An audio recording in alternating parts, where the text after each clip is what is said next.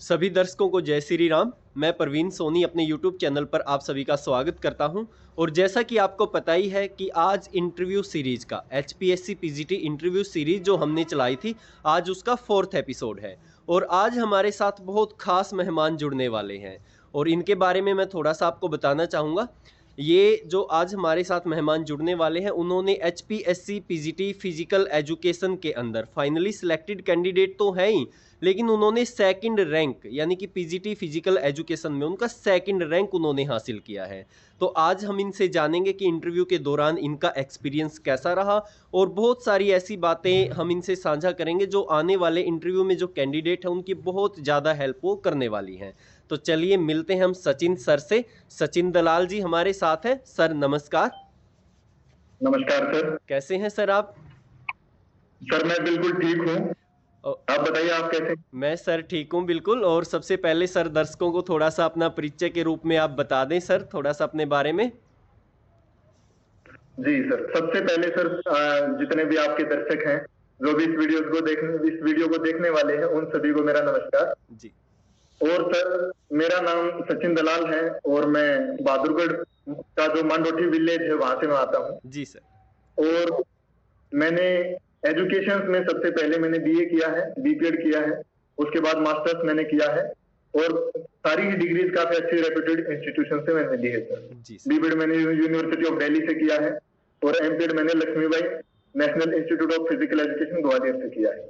उसके बाद तो सर एक डिप्लोमा मैंने किया है स्पोर्ट्स साइकोलॉजी में और एक डिप्लोमा न्यूट्रिशन में किया है। वाह सर, सर बहुत हाईली आप एजुकेटेड हैं सर, बड़ी खुशी हुई मुझे जान के।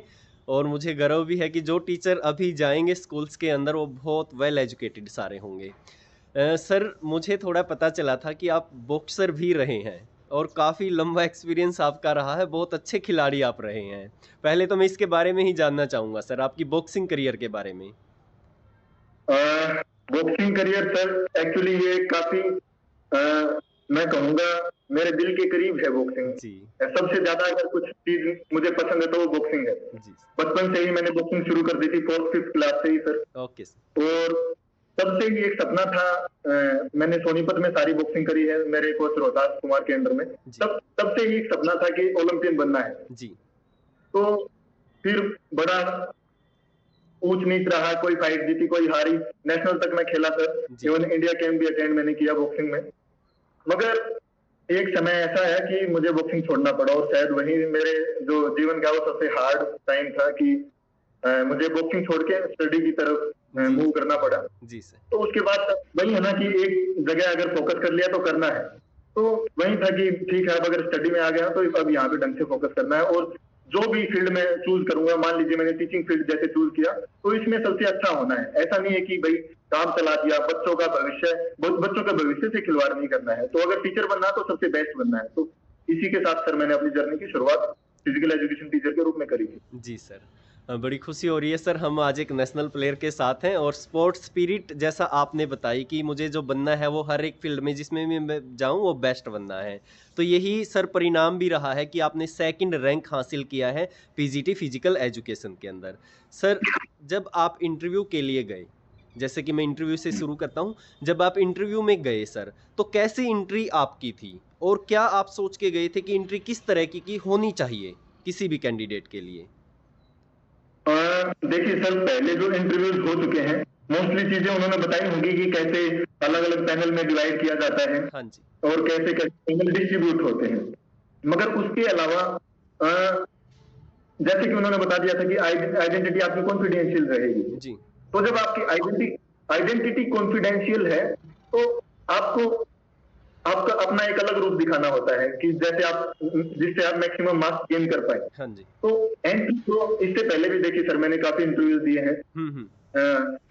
नवोदया में इंटरव्यू दिया है, वहां पे मेरी नंबर 1 रैंक थी, रैंक 1 थी। और केंद्रीय विद्यालय में एक अच्छी रिस्पेक्टेबल रैंक थी, वहां पे इंटरव्यू दिया, काफी मॉक्स दिए हैं, 2 बार SSB दे चुका हूँ सर CDS के थ्रू।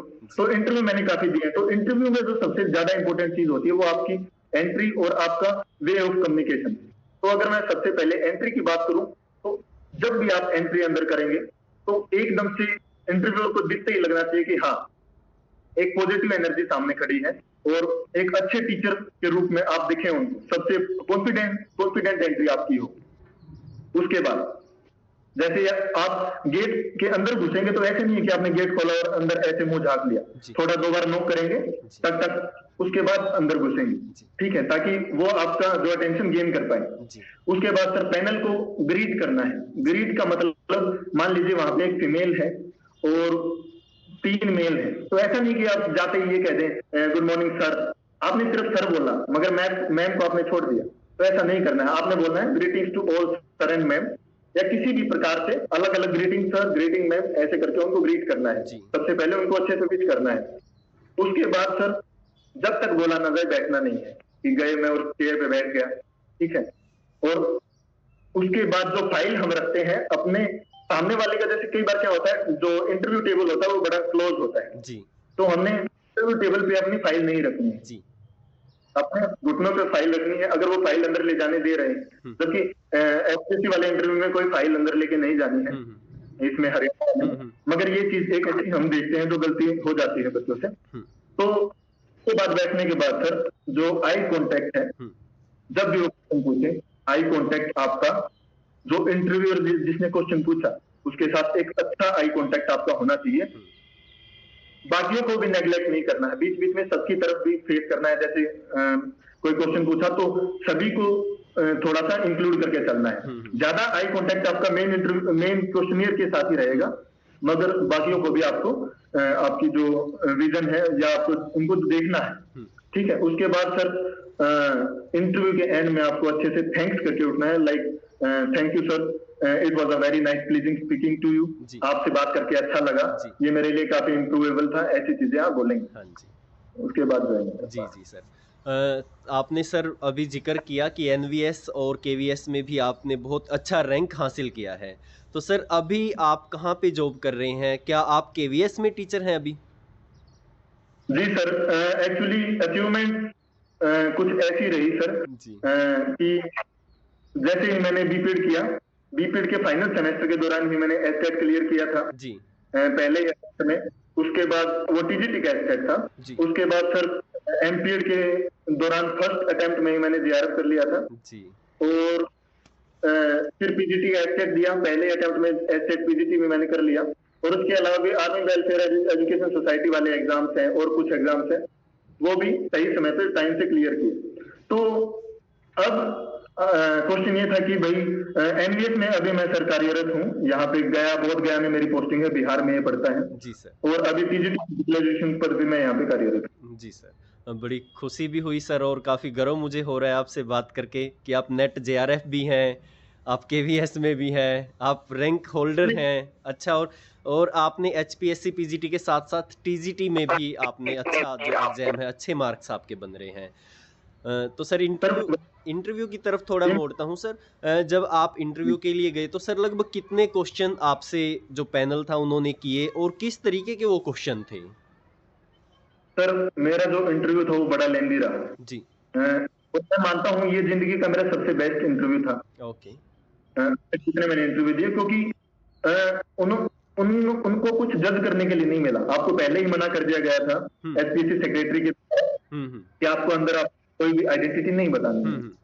तो जैसे ही मैं अंदर गया, एक अच्छी एंट्री मैंने ली और उन्होंने मुझे बिठाया नहीं, सीधा मुझसे आप खड़े हो जाइए, मतलब वो प्रैक्टिकल देख रहे हैं आप, वही है ना कि इंटरव्यू मतलब इंटरनल व्यू, आपके अंदर वाले पार्ट को देखना चाहते हैं, नॉलेज तो आपकी टेस्ट हो चुकी है। Yes sir. तो उन्होंने जाते ही मुझे प्रैक्टिकल अप्रोच में लिया और कहा कि चलिए बताइए हाफ लेफ्ट टर्न क्या होता है जी। तो मैंने सबसे पहले अटेंशन स्ट्रेटजीज करके बच्चों को कमांड दी और हाफ लेफ्ट टर्न करके दिखाया, फिर उसके बेनिफिट्स उन्होंने पूछे, और सर उसके बाद उन्होंने बोर्ड पे लिखवाया कि लिखिए स्टैंडर्ड जी, वो मैंने लिख के दिखाया सर, फिर सीधा बोल दिया कि चलो कुछ पढ़ा के दिखाइए हमें, कोई इंट्रोडक्शन नहीं दिया। तो उसके बाद बोलते हैं कुछ पढ़ा के दिखाइए, और सर अब पढ़ाना मेरा ठीक था, मतलब मैंने स्पोर्ट्स ट्रेनिंग टॉपिक को चूज किया था, तो मैंने एक अच्छा पढ़ाया, कुछ थोड़ा बहुत ही पढ़ाया था, शुरुआती डेफिनेशन तक मैं पहुंचा था और उन्होंने मुझे बिठा लिया। उसके बाद थोड़ा सा पूछा कि आप किस स्पेशलाइजेशन से हैं, तो मैंने उनको बताया कि सर मेरी स्पेशलाइजेशन एक्सरसाइज फिजियोलॉजी है। तो उससे क्वेश्चन किए, फिर कि आप अभी क्या कहाँ पे कार्यरत हैं, तो वो मैंने बताया कि सर मैं उस टाइम में नवोदय में कार्यरत था, नवोदय स्कूल में जी। तो केवीएस मैंने अभी ज्वाइन किया, तो नवोदय के बारे में मैंने बताया। तो उन्होंने नवोदय से बहुत सारे क्वेश्चन किए, वहां पे 500-600 बच्चे होते हैं, कैसे उनको आप हैंडल करते हो, कैसे एक्सरसाइज शेड्यूल बनाते हो। और फिर उन्होंने मेरे गेम भी पूछा सर, तो मैंने बॉक्सिंग बताया, बॉक्सिंग क्यों छोड़ी ये भी मुझसे पूछा, कुछ फंसाने की कोशिश करी बार बार में, अगर मैं जो भी जवाब दे रहा हूँ तो उसी में से वो कोई ना कोई क्वेश्चन बोल रहे हैं। तो अगर मैं इन सभी जो भी मेरे हमारे यहाँ पे व्यूअर्स हैं उनको बताना चाहूंगा कि जितना आप वहां पे खोल के अपने जवाब बोलेंगे, आप उनको बहुत मौका देंगे जी आपसे क्वेश्चन पूछने का, तो जितना लिमिटेड लेवल में बोला जाए, बिल्कुल जो क्वेश्चन दिया उसका जितना आंसर दिया जाए उतना दीजिए, या फिर आप जिस डायरेक्शन में आप अपने इंटरव्यू को ले जाना चाहते हैं आप उस डायरेक्शन में इंटरव्यू को ले जा सकते हैं। आप जो चाहते हैं कि मुझसे पूछा जाए आप उसी प्रकार का उनको जवाब दें। तो बहुत सारे क्वेश्चन उसके अलावा भी उन्होंने मुझसे पूछा कि आप ओडिशा में जॉब करके आए हो, तो आप केवीएस क्यों छोड़ना चाहते हो, आप केवीएस की बजाय एचपीएससी में क्यों आना चाहते हो। तो उसका भी रीजन मैंने बताया कि सर वहां पे बॉक्सिंग को मैंने प्रमोट करने की पूरी कोशिश की, मगर एडमिनिस्ट्रेशन का साथ नहीं मिल रहा है क्योंकि केवीएस एमबीएस में जो है वो बॉक्सिंग गेम नहीं है, स्कूल लेवल पे बॉक्सिंग नहीं चला जाता है एमबीएस में। तो हरियाणा में मैं बॉक्सिंग की टीम बनाना चाहता हूँ, ये मेरा मेन रीजन है। और मैंने ओडिशा के स्पोर्ट्स को ऑब्जर्व किया है, वहां पे अवेयरनेस कम है और अवेयरनेस में फैला सकता था, मगर उसके बावजूद भी मेरा वहां पे अच्छे से मुझे साथ नहीं मिला, तो मेरा रीजन था यहाँ पे आने का। तो बहुत सारे एक लंबा इंटरव्यू सर मेरा वहां पे चला था। हरियाणा के मिनिस्टर से भी उन्होंने कुछ पूछा कि हरियाणा के मिनिस्टर के बारे में बताइए, आप कैसे कैसे सोचते हैं कि एजुकेशन मिनिस्टर किस प्रकार का काम कर रहे हैं, तो यहाँ से भी उन्होंने मुझसे क्वेश्चन पूछा जी। सर एक अभी आपने बताया कि उन्होंने आपसे पूछा कि आपने बॉक्सिंग क्यों छोड़नी पड़ी, तो मैं भी थोड़ा सा सर आपसे पूछना चाहूँगा। 15-16 साल 20 साल लगभग आपने बॉक्सिंग की है, 4th क्लास से आप लग गए थे बॉक्सिंग के लिए और आपने एक जीवन लगा दिया है उसमें, तो फिर ऐसा क्या हुआ सर बॉक्सिंग छोड़ के आप पीजीटी में आए? और ये मुझे लग रहा है कि काफ़ी संघर्ष आपका कहीं ना कहीं रहा है, काफ़ी उतार चढ़ाव रहा है, तो इससे भी जो कैंडिडेट है, जो दर्शक है, उनको काफ़ी कुछ सीखने को मिलेगा, तो मैं इसके बारे में भी आपसे जानना चाहूँगा। सर देखिए, जो सबसे पहले मैंने आपको बताया था कि किसी भी चीज के पीछे आपको डेडिकेशन के साथ लगना होता है, बिल्कुल डेडिकेशन के साथ। ये लोग कहते हैं कि सेकंड ऑप्शन चाहिए, नहीं, सेकंड ऑप्शन नहीं चाहिए, आपको कभी भी सेकंड ऑप्शन नहीं चाहिए। एक ही ऑप्शन काफी है, अगर आप उसके पीछे डेडिकेशन और परसिवरेंस के साथ अगर लगते हैं तो बॉक्सिंग को सर मैंने इसी हिसाब से चूज किया था कि कुछ बनना है, कुछ बनना है।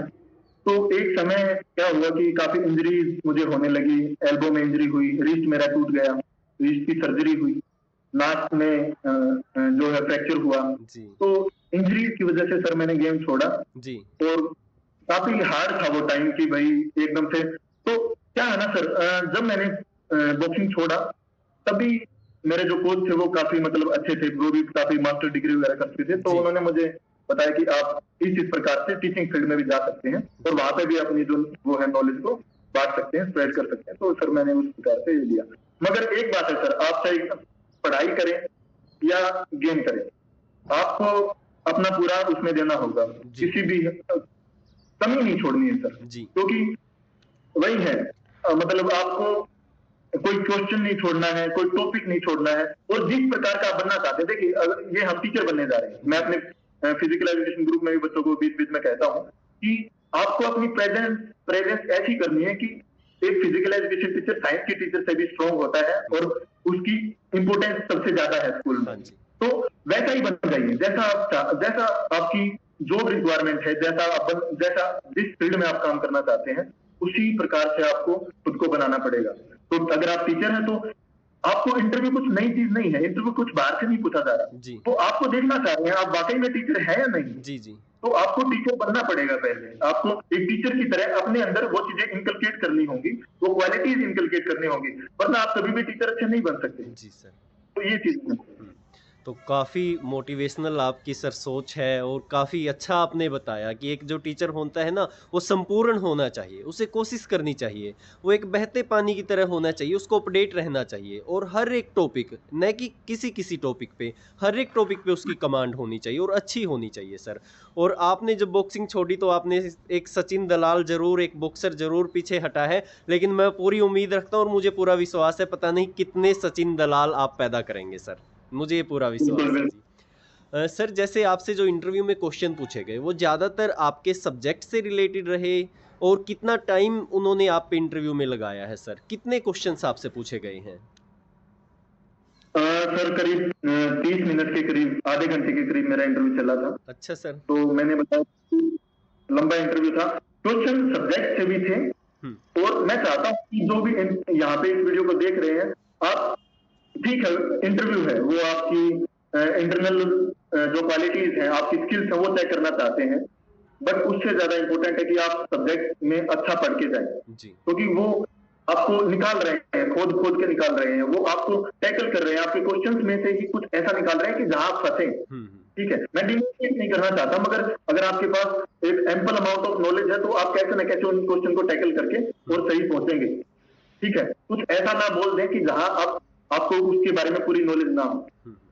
ठीक है, तो और सर जो करंट अफेयर्स हैं वो अच्छे से पढ़ के जाएं, और जैसे एनसीएफ वगैरह है, नई न्यू एजुकेशन पॉलिसी, इसके बारे में जरूर आपके सब्जेक्ट से क्या रिलेटेड है, क्या नई चीजें आई हैं न्यू एजुकेशन पॉलिसी में, क्या नए इंटरवेंशन हैं जो यूज आपके सब्जेक्ट में किए जा रहे हैं।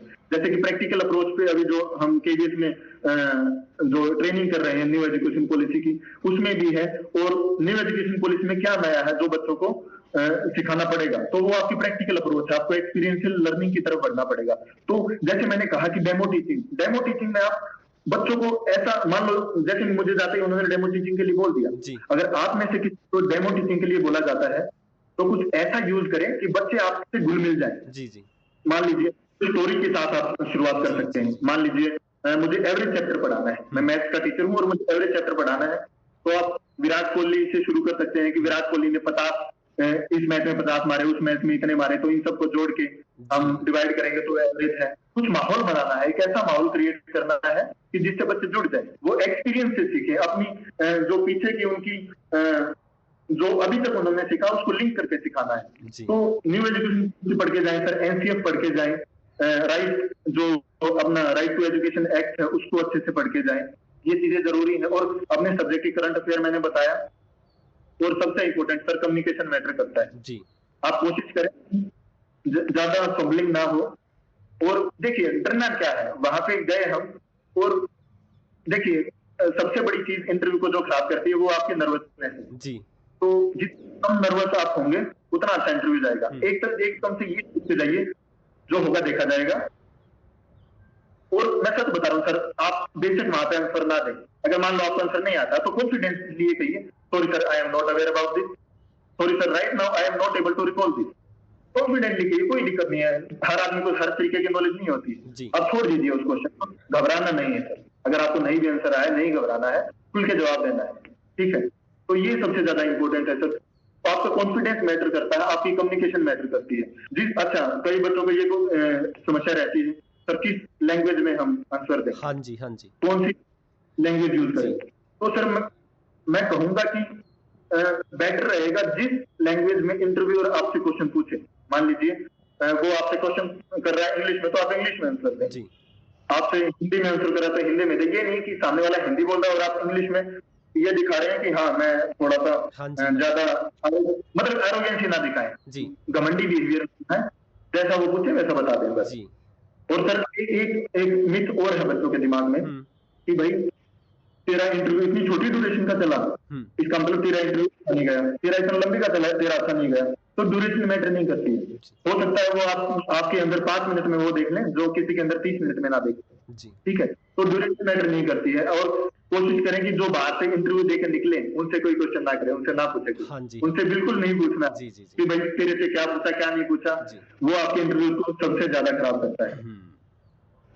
एक मैं ज्यादा लंबा ले रहा हूँ चीजों को, नहीं बिल्कुल सर, कोई जो वाकई में जरूरी है वो सिचुएशनल क्वेश्चन पूछ रहे हैं। सिचुएशनल मतलब ऐसा हो तो आप क्या करोगे, ऐसा हो तो आप क्या करोगे, अगर आप पीजीटी को पढ़ा रहे हैं, ये अगर दिक्कत बच्चों को आ जाती है तब क्या करोगे जी। आप किसी बच्चे, कोई बच्चा बड़ा अनाड़ी है, वो नहीं समझ रहा है, वो पढ़ नहीं रहा, तो आप क्या करोगे, कैसे उनको इन्वॉल्व करोगे, ठीक है।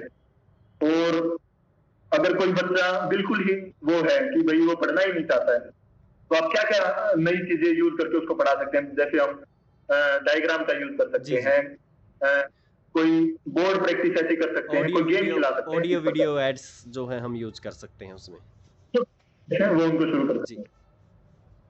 अच्छा सर, जो ये एचपीएससी है, ये पीजीटी लेवल के जो कैंडिडेट वो ले रही है, मतलब अभी जो हमारा वो है पीजीटी लेवल है। तो इम्पोर्टेंट एक चीज और भी है, और वो ये है कि आप 12th क्लास के 11th क्लास के शिक्षक हैं, वहां पे लैब्स होती हैं, जैसे बायोलॉजी लैब है, फिजिक्स लैब है, स्पोर्ट्स लैब, मतलब स्पोर्ट्स रूम है, उनको कैसे मेंटेन करना है जी, रिकॉर्ड्स कैसे मेंटेन करने हैं, एडमिनिस्ट्रेशन लेवल की जो चीजें होती है ना सर, वो आपको पता होनी चाहिए कि मैं इस चीज को कैसे मैनेज करूंगा, साफ सफाई उसकी कैसे करेंगे, वहां पे जो रिकॉर्ड डायरी रखी होती है, इशू करने की जो चीजें होती है वो क्या प्रोसेस होती है जी, जी। अगर मुझे कुछ नया चाहिए तो प्रिंसिपल से मैं कैसे रिक्वेजिशन डालूंगा, ये बहुत ज्यादा इंपॉर्टेंट है। तो ये सब सारी चीजें भी ज्यादा इंपॉर्टेंट है। हाँ जी। सर एक सवाल और काफ़ी आ रहा है, जो काफ़ी कैंडिडेट है वो एक सवाल ज़रूर पूछ रहे हैं कि जब आप इंटरव्यू के लिए जाते हैं तो आपकी जो पर्सनैलिटी को अलग से एक डिफ़ाइन करती है आपकी ड्रेसिंग सेंस, तो ड्रेसिंग के बारे में भी पूछ रहे हैं। और मैं आपसे भी जानना चाहूँगा कि उस दिन आपने क्या पहना था और क्या ऐसा सजेशन है कि ये चीज़ हमें डाल के जानी चाहिए, इसका इम्प्रेशन अच्छा पड़ता है, तो थोड़ा सा उसके बारे में और बताइए। ये बहुत ज़्यादा सवाल मेरे से पूछा जा रहा है सर। बिल्कुल, ड्रेसिंग का एक वही मैंने आपको बताया ना कि एंट्री के टाइम पे उन्हें लगे कि हाँ सच में एक टीचर अंदर आया है जी। तो ज्यादा ड्रेसिंग में चमक धमक ना हो। मैंने अपने इंटरव्यू में एक सिंपल जो हमारी स्काई ब्लू या लाइट स्काई ब्लू जो शर्ट होती है वो पहनी थी, नीचे एक फॉर्मल पैंट पहनी थी, और जो हमारे लेदर शूज होते हैं वो मैंने पहने थे सर।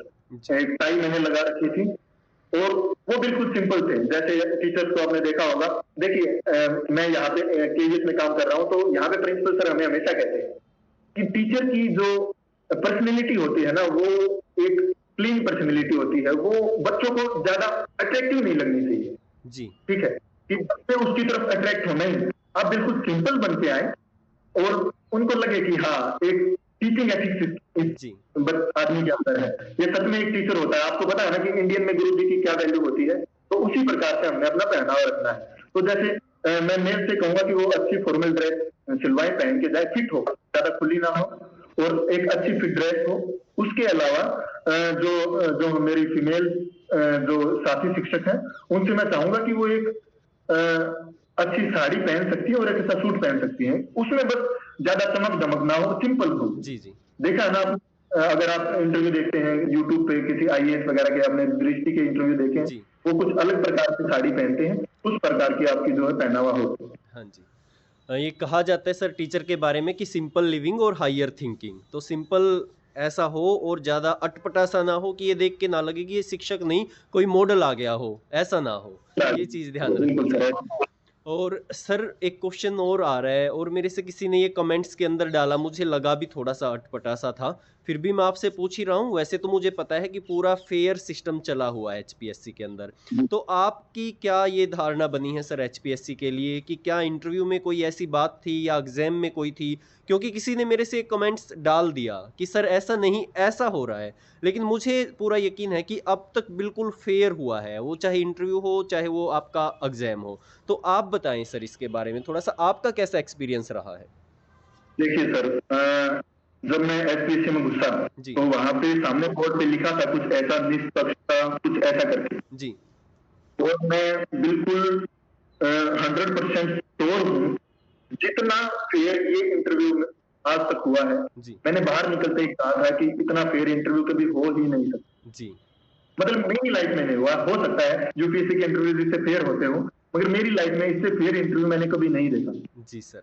आपसे सही तरीके से पैनल आप खुद अपना चुनते हैं, ठीक है, आप कोई गैजेट अंदर नहीं लेके जा सकते हैं, आप फोन पे किसी की बात नहीं करा सकते हैं। एक स्ट्रिक्ट जो इंटरव्यूअर्स हैं उनको मना किया गया है कि आप किसी से ना मिलें, ठीक है। उसके बाद आपको अंदर जब वो बुला रहे हैं तो रैंडमली चूज कर रहे हैं। ये नहीं है कि भाई किसको भी उठाया तो मतलब रोल नंबर वाइज उठाया, ऐसा नहीं है। ठीक है, जो इंटरव्यूअर है वहां पे उनकी जो इंफॉर्मेशन है वो कॉन्फिडेंशियल रखी गई है। ठीक है, और रही बात सर मार्क्स देने की, देखिए मेरे पास भी बहुत सारे मैसेज आए थे कि मुझे अच्छे मार्क्स नहीं मिले, कुछ कमियां रही होंगी जो आपको अपने अंदर नहीं दिखती मगर उनको दिखती हैं। ठीक है, कुछ ना कुछ कमी रही होगी इसलिए आपके मार्क्स कटे हैं। मैंने एक अच्छा इंटरव्यू दिया, मेरे एक अच्छे मार्क्स आए। मेरा केवीएस में इंटरव्यू इतना अच्छा नहीं था, वहां पे मेरे इतने अच्छे मार्क्स नहीं रहे होंगे। ठीक है, इसलिए मेरी रैंक थोड़ी सी नीचे भी गई, 40th रैंक मेरी वहां की रही। तो आप रिस्पॉन्सिबिलिटी लीजिए सबसे पहले तो। जो भी मैं उनको जवाब देना चाहता हूँ कि जो भी ये कहते हैं कि मेरे साथ इम्पार्शियलिटी हुई, आप एक मेच्योर आदमी की तरह सबसे पहले रिस्पॉन्सिबल होइए कि जो भी हुआ वो मेरी वजह से हुआ। बिल्कुल ठीक है, कोई अनफेयरनेस नहीं हो रही है सर, काफी क्लियर और स्मूथ इंटरव्यू वहां पे लिया जा रहा है और मुझे लग रहा है ये सबसे फेयर इंटरव्यू हो सकता है। कोई इम्पार्शियलिटी मुझे नहीं लग रही, पैनल अपनी तरफ से पूरा वो कर रहे हैं सहयोग। हाँ, एक और चीज सर, कुछ ऐसे क्वेश्चंस आपसे किए जा सकते हैं कि आपको देखना है कि आपकी थिंकिंग जो है वो काफी वैसी तो नहीं है अनऑर्थोडॉक्स और पुरानी वाली जैसे मुझसे कर दिया गया था कि सचिन आप स्पोर्ट्स से हैं तो कुछ जेनेटिक्स वगैरह की वो मुझसे क्वेश्चन वैसे पूछ रहे थे पहले। तो जेनेटिक्स को लेके ही उन्होंने एकदम से बोल दिया कि सारे हरियाणवी ही मेडल क्यों जीत रहे हैं, व्हाई नॉट अदर स्टेट। जी, एक तो मैं एकदम से एरोगेंट हो जाऊं, जी सर हरियाणवी फालतू स्ट्रॉन्ग है, ये कर देंगे वो कर देंगे। जी। मगर मैंने वहां पे अच्छा जवाब मैंने वहां पे दिया कि सर जितने भी अटैक हमारे ऊपर हुए या इंडिया पर जितने अटैक्स हुए उनको दिल्ली चाहिए थी। तो वो गुजरात समुद्री रास्ते से आते थे या रेगिस्तान के रास्ते से राजस्थान से होके आते थे। तो गुजरात राजस्थान और बीच में पड़ता था हरियाणा। तो मोस्टली अटैक जो होते वो हमारे ऊपर होते थे दिल्ली को पाने के लिए। तो हमारे जो पेरेंट्स थे उन्होंने शुरुआत से ही हमें मेंटली और फिजिकली स्ट्रॉन्ग बनाना शुरू किया ताकि हम अपने आप को बचा सकें और अपने आप को जो है अच्छे से एस्टेब्लिश कर सकें। तो अहम रीजन था कि आज वहां के लोग फिजिकली स्ट्रॉन्ग है। दूसरी बात है सर हरियाणा का खाना, कि भाई यहाँ पे हर आदमी के पास अच्छी डाइट का एक्सेस है, हर आदमी अच्छा खाना खाता है। खेती कर लोग काफी देसी हैं और मतलब अपने ग्राउंड से जुड़े हुए, जमीन से जुड़े हुए लोग, तो घी दूध हैं और जो कि काफी न्यूट्रिशन प्रोवाइड करता है। तो ये अहम रोल है कि आपको फिजिकली काफी फिट बनाता है, इस वजह से स्पोर्ट्स में थोड़ा सा आगे है। और साथ साथ मैंने ये भी कहा कि सिर्फ हमारे मेडल्स नहीं, आप अगर देखेंगे तो महाराष्ट्र ने भी बहुत सारे मेडल लिए हैं, मणिपुर में सारे मेडल लिए हैं, ओलंपिक में प्लेयर जाते हैं। तो ये ना दिखाएं, हाँ आपने बिल्कुल सही बोला है, तो वो आपको हर तरीके से आपके अंदर वाले पार्ट को निकालने की कोशिश करेंगे। तो ये जब आपका जो रिजल्ट आया था सर, आपका जो कार्ड वो था, मैंने देखा आपके नंबर, तो मैं सरप्राइज्ड हुआ था इस पे आपके नंबर देख के। लेकिन आज जब मैं आपका इंटरव्यू ले रहा हूँ सर, मैं बिल्कुल भी सरप्राइज्ड नहीं हूँ। आप बिल्कुल इसके हकदार थे और आपने इतने अच्छे सवाल, मेरे को भी नहीं था कि हम इतने स्ट्रॉन्ग क्यों हैं, और मुझे भी आज ही ये अनुभव हुआ है कि इसका सबसे जो अच्छा जवाब है ना वो यही बनेगा कि जितने युद्ध हुए हैं ना दिल्ली को पाने के लिए वो यहीं से होके निकले हैं, इसलिए हम हरियाणवी थोड़ा ज़्यादा स्ट्रॉन्ग हैं। और ये शुरू से, और डाइट का भी आपने इतना अच्छा जवाब दिया सर, मैं बहुत प्रभावित हूँ आज का इंटरव्यू आपका लेकर के। और मैं ये भी उम्मीद लगाता हूँ और पूरी मतलब कोशिश है सर कि आगे असिस्टेंट प्रोफेसर की वैकेंसीज आ रही हैं, और मैं पूरी मेरी इच्छा ये है कि आप भी उनमें सेलेक्ट हों, मैं भी उनमें सेलेक्ट हूँ और हम कलीग बन के काम करें सर आपके साथ, यानी मुझे पढ़ाने का अवसर मिले तो मैं काफ़ी खुश नसीब खुद को समझूंगा सर। और सर अभी मैं आपसे यही एक दो क्वेश्चन और पूछूंगा सर। जी, काफ़ी लंबा हो गया सर, सॉरी, लेकिन मज़ा आ रहा है सर, बहुत अच्छा लग रहा है मुझे आपकी जो थिंकिंग है उसके बारे में जान के। सर जैसे फीमेल जो वहाँ पे बैठी हुई है पैनल पे और मेल भी बैठे हुए हैं, तो इनमें भी जो जवाब देने का जो तरीका होगा, क्या आपने कुछ इस पे काम किया था कि मैं फीमेल को इस तरीके से रिप्लाई करूंगा या मेल को इस तरीके से रिप्लाई करूंगा? क्या आपने कुछ सोचा था इस बारे में? सर देखिए, सबसे पहले तो जब आप अगर वहां पे कोई फीमेल बैठी है जी, तो आप कोशिश करें कि कुछ फीमेल का एग्जांपल दें जी, क्योंकि जो है ना फीमेल्स को लेके एक धारणा भी नहीं है, कुछ इस जगह पर होते हैं कि फीमेल्स को दबाया जाता है जी, ठीक है। तो फीमेल्स ने बहुत कुछ सहा है अपने पास्ट में, और वो चीजें अभी धीरे धीरे चेंज हो रही है।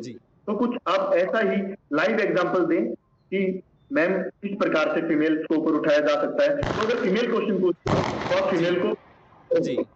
फीमेल को इन्वॉल्व करें, और ऐसा नहीं है कि सर उनको कुछ स्पेशल अटेंशन देने की जरूरत है, नहीं, आप काफी सिंपल उत्तर दें और कोशिश करें कि वो जाति उनमें कोई इन्वॉल्व ना हो, कोई पर्सनल इंटरेस्ट इन्वॉल्व ना हो। अगर आंसर सिंपल रहेगा तो सब समान इफेक्ट डालेगा। सभी को मौका मिलना चाहिए आपसे पूछने के लिए, सभी चाहे कि हाँ, सभी के अंदर एक क्यूरियोसिटी हो कि मैं पूछूंगा। मेरे केस में यही हो रहा था, झगड़ रही, पहले पूछूंगी मैं क्वेश्चन, पहले पूछूंगी। तो इंटरव्यू को लेने में उनको भी मजा आएगा और आपको भी मजा आएगा, और आप अगर उनको मजा आ रहा है इंटरव्यू लेने में, इट मींस आप उनके लिए काफी सुटेबल कैंडिडेट है और आपका इंटरव्यू अच्छा जाएगा और मार्क्स अच्छे लगेंगे।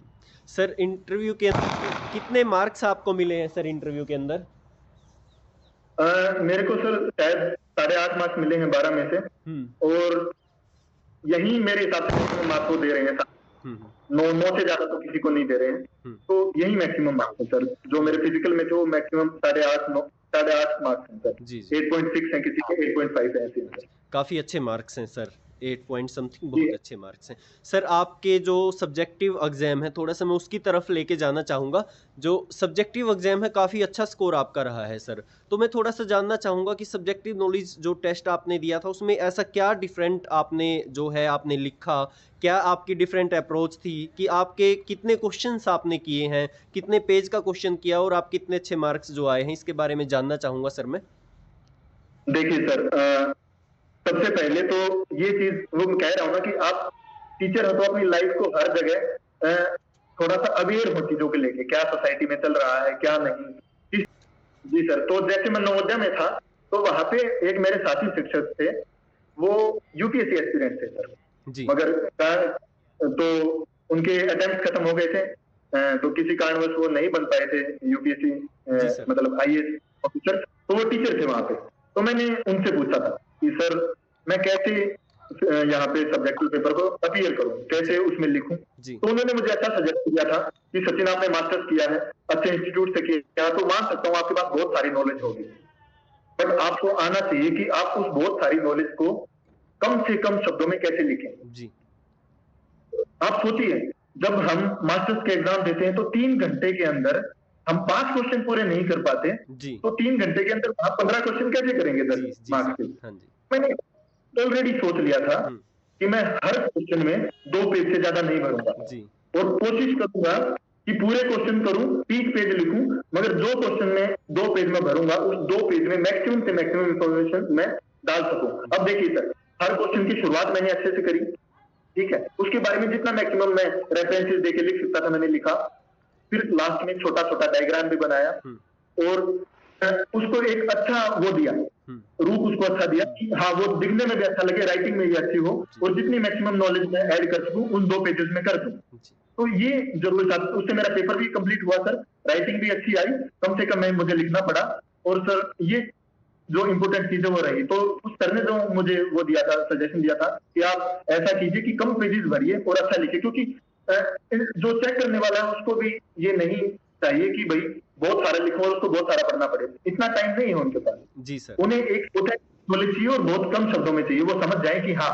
जिसका मैं पेपर चेक कर रहा हूँ वाकई में उसको नॉलेज है, इस फील्ड की एक्सट्रीम नॉलेज उसको है, और ऐसा कुछ हमने करना है। जी सर। तो और हाँ, एक चीज और सर, हर क्वेश्चन के एंड में आप उस सारे क्वेश्चन की समरी जरूर लिखें, छोटी सी समरी बना दे कि हाँ अकॉर्डिंग टू दिस क्वेश्चन ये मैंने कर दिया, बट अंत में मैं कहना चाहूंगा, वो चीज आती है ना कि अंत में मैं कहना चाहूंगा, तो अंत में कुछ ऐसा कहें कि पूरा क्वेश्चन को चांद लगा दे, तो 4 चांद लगा दे, सॉरी, तो ऐसा कुछ करना है जी। इसीलिए आपका बहुत अच्छा ये रिजल्ट आया है सर, मैं बड़ा खुश हुआ हूँ आपके मार्क्स देख के, और काफ़ी खुश हुआ हूँ आज आपसे बात करके, आपका इंटरव्यू लेके, काफ़ी मुझे भी बहुत कुछ सीखने को मिला है सर। तो एक मैसेज सर आप क्या देना चाहेंगे जिन इंटरव्यू है जिन कैंडिडेट का, उनको एक स्पेशल सा कोई मैसेज क्या देंगे सर आप? स्पेशल सा मैसेज ये है सर, देखिए जीवन में जो होना होता है जी, वो मैं मानता हूँ कि वो होता ही है, आपका कंट्रोल नहीं है। तो ये ना सोच के जाए कई होते हैं ना कि आज का इंटरव्यू तो मैं जबरदस्त, ना तो आप ओवर कॉन्फिडेंस हो और ना ज्यादा नर्वस हो। चीजें ऑब्वियस सी बात है, अगर कोई भी चीज कोई अपीयर होने जा रहा है इंटरव्यू के लिए, या मैं जब बॉक्सिंग फाइट के लिए चढ़ता था तो हमेशा नीचे नर्वस होता था, हमेशा नीचे नर्वस होता था कि फाइट क्या होगा, मैं जीतूंगा या हारूंगा, एक डर हमेशा होता है। मगर रिंग में चढ़ने के बाद मैंने कभी नर्वसनेस को हमेशा हटाया। रिंग में जैसे चढ़ता था कि नहीं, अब इसके बाद मैं यहाँ लड़ने आया हूँ, मैंने इसके लिए 365 दिन मेहनत करी है, मैं अब अच्छे से फाइट करूंगा। तो यही आप सोचिए, आप ज्यादा नर्वस मत होइए, आप इंटरव्यू में जाइए तो मौका दीजिए कि आप पूछिए, मैं एक अच्छे से, जैसा जितना अच्छा से मेरे हो पाएगा मैं करूंगा। और जैसा भी इंटरव्यू जाए, अपने आप को नर्वस नहीं बनाना है, ना इंटरव्यू के बाद कुछ जजमेंट खुद को देनी है, ना इंटरव्यू से पहले अपने आप को कुछ जजमेंट देनी है। थोड़ा सा फ्लेक्सिबल अप्रोच के साथ जाइए, आपका इंटरव्यू अच्छा होगा। तो नर्वसनेस मैं चाहता हूँ कि आपके अंदर ना रहे, क्योंकि नर्वसनेस है सर जो इंटरव्यू को बिगाड़ सकती है। जी सर, काफ़ी अच्छा आपका आज का इंटरव्यू रहा सर, बहुत कुछ सीखने को मिला है और कैंडिडेट को भी बहुत हेल्प ये करने वाला है। मैं डेफिनेटली ये कह सकता हूँ कि बहुत ज़्यादा जो अभी कैंडिडेट जाएंगे उनकी इस इंटरव्यू से हेल्प होने वाली है। तो आपका बहुत आभार व्यक्त मैं करता हूँ सर, और आपको बहुत सारी शुभकामनाएं। अभी आपकी जो जर्नी है पीजीटी के लिए वो बिल्कुल स्टार्ट होने वाली है, और बहुत इसके लिए बहुत बहुत थैंक्स सर। आपने इंटरव्यू दिया, आपने बहुत अच्छी बातें हमें बताई है, इसके लिए फिर से एक बार फिर से thanks sir. Sir thank you की कोई जरूरत नहीं है, जो भी इंटरव्यू देने जा रहे हो सारे मेरे भाई हैं, सारे मेरे दोस्त हैं, मैं चाहता हूँ उनका इंटरव्यू भी अच्छा हो, और जितना मैं अपनी तरफ से कर सकता हूँ सर हमेशा करूंगा, और हमेशा ऐसे ही भाइयों की सेवा में हाजिर रहूंगा सर। आपका भी बहुत बहुत धन्यवाद, इतनी अच्छी ब्लेसिंग्स आपने मुझे दी। Thank you sir. ठीक है सर, थैंक यू सर।